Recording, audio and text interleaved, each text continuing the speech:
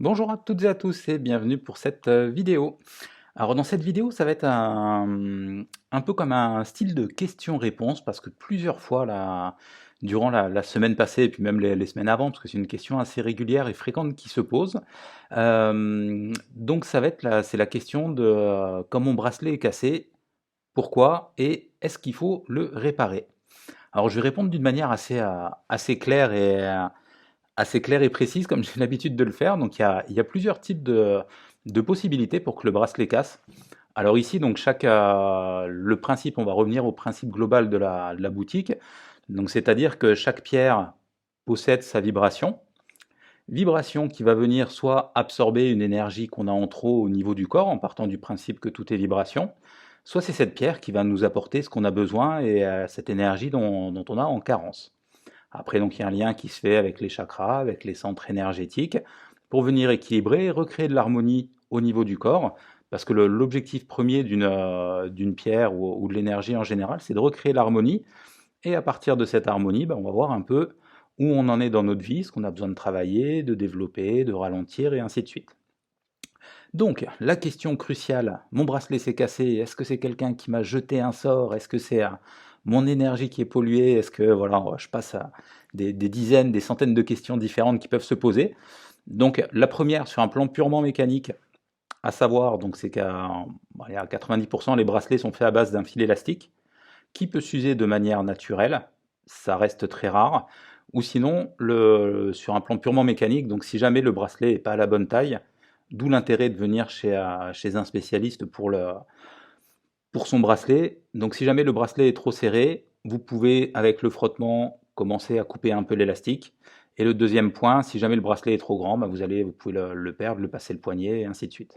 Donc là, on laisse de côté cette partie mécanique.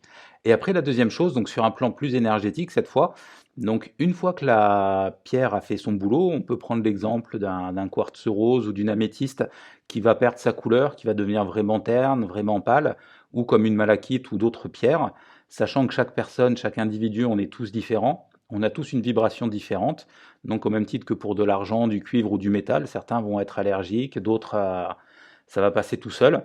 Donc voilà, donc le premier truc, si votre pierre est vraiment usée, si elle perd sa couleur, c'est qu'il y a un échange magnétique qui se produit et que là, naturellement, si le bracelet casse au bout d'un moment, c'est qu'il a fait son job et qu'il n'y en a plus besoin. Donc là, dans ce cas-là, vous pouvez le poser dans une plante ou autre.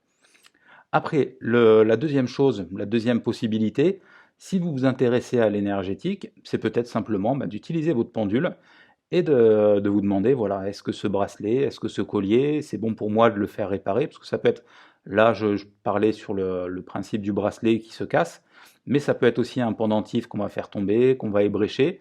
Donc est-ce qu'il faut le faire réparer?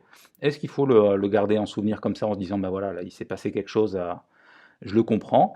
Voilà, donc ça vous pouvez demander au pendule, donc comme d'habitude, votre convention, donne-moi un oui, donne-moi un non, est-ce que c'est le moment de t'utiliser? Et à partir de là, vous demandez, voilà, est-ce que ce bracelet, j'ai besoin de le faire réparer? Est-ce qu'il faut modifier certaines pierres? Est-ce qu'il faut en ajouter d'autres, le changer? Voilà, après c'est vraiment à vous de vous fier à votre instinct et ensuite donc de voir un peu ce qui résonne et ce qui sort de cette communication avec le pendule. Et sinon, après la troisième solution, enfin une autre solution et qui peut être aussi la plus simple, c'est d'aller dans un magasin spécialisé où là vous verrez la personne qui vous dira si la pierre est encore vivante, si elle a besoin d'être réparée, si elle a besoin d'être mise au repos ou si elle a besoin de le changer. Voilà, donc n'hésitez pas quand vous avez des questions, des choses comme ça, à m'envoyer par message et après je me ferai un plaisir de vous répondre, soit par le biais d'une vidéo ou dans tous les cas en direct par messagerie. Allez, je vous souhaite à toutes et à tous une très belle semaine, une très belle journée en fonction du moment où vous regardez cette vidéo et je vous dis à bientôt et welcome home. Bienvenue à la maison.